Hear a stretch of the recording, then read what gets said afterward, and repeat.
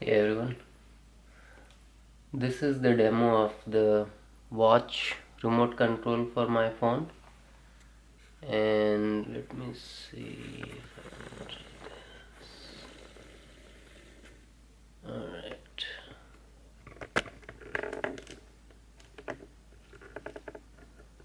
there. So this watch face that I have, it's a custom designed face. I have designed literally everything, but in the center I have an image that acts as a menu button. So you press it once, it takes you to the weather for 5 days. I have just created a chart for temperature, weather conditions, humidity, and pressure. Press it again, and it takes you to another menu where I have created my own little shortcuts. And you press it one more time, and this is where the controls are going to be. So let me see. Further. Okay. So if I put it in selfie mode, you see that? So that's video selfie. This one is camera selfie. This button is video normal, and this is camera normal. There you go. Now the other thing you can do is change the zoom to 0.6x, 3x, 1x, 10x. See that? And then to take photos, you click this, and there it starts taking photos, right? And let's stop this, and if you put it in the video mode, then the shutter is on the right side, and there it starts recording video. So as you can see, all the controls, the modes, the shutter, the zoom level, everything is pretty much available on the watch. And the other thing I can do, okay, I didn't mention this, is if I want to see the preview, I use an inbuilt app. This is Samsung Watch, and whatever mode the camera was on, it shows it on the watch. So if I'm trying to take a photo while I'm away from the phone, like if it is set on a tripod or something, I can see the preview through my watch. It's not very efficient, it takes a while to get it there. In this case I think it's looping for some reason. We try.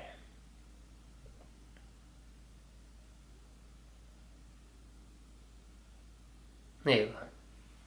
So you actually see the preview on the watch. Fairly responsive. What I cannot do is show it in the preview mode and change the zoom levels. I wish I could do that. So in order to change the zoom level, first I'll have to get out 10x and then go back and open camera and go back again in the preview mode, and then I can see what the camera is seeing at this point, right? So it's a little roundabout, but it should work. Now how it works is a little complicated. Let me see if I can show you that. Alright, to decrease. So as you can see there, I use an app called Watchmaker, and you can design any watch, but basically you go here, and this is the watch I have designed. And if I go to edit watch, and let's say we pick 10x, right? The way I have designed it is the text is 10x, so it shows what I have decided the display to be. But if I go down, opacity is set to menu 4, which means it only shows the text when the menu level is 4. So as I was clicking through the screen, it was going through different menu option levels, right? Now let's go back here,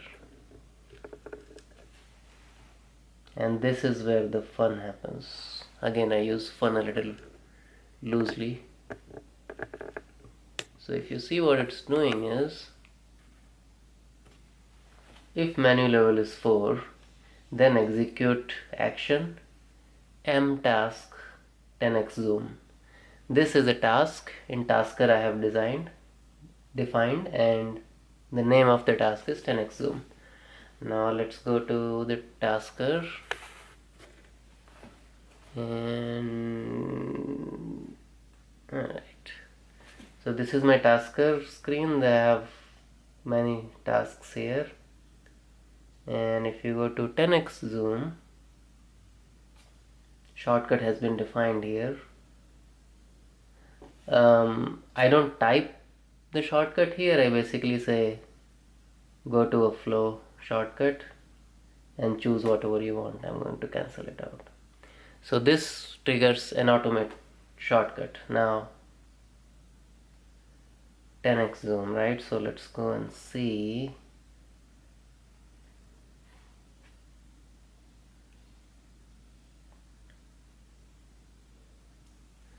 This is my 10x zoom flow. So what it does is it looks for the camera. If the camera is in foreground, it skips to the bottom. Otherwise, it starts the camera. In both cases, it delays for 1 second, and then it executes an interact button. In the interact button, it is basically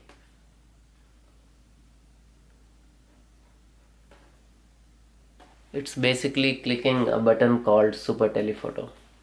And again, I don't type this.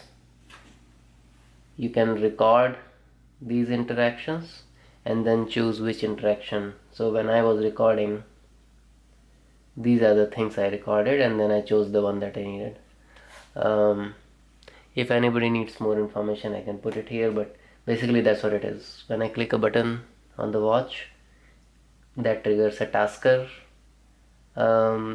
task, which in turn triggers an automate flow, and then automate flow opens the camera and then interacts with the camera. So a roundabout way of doing this, but like I said, if it's working, why reinvent the wheel, right? So oops,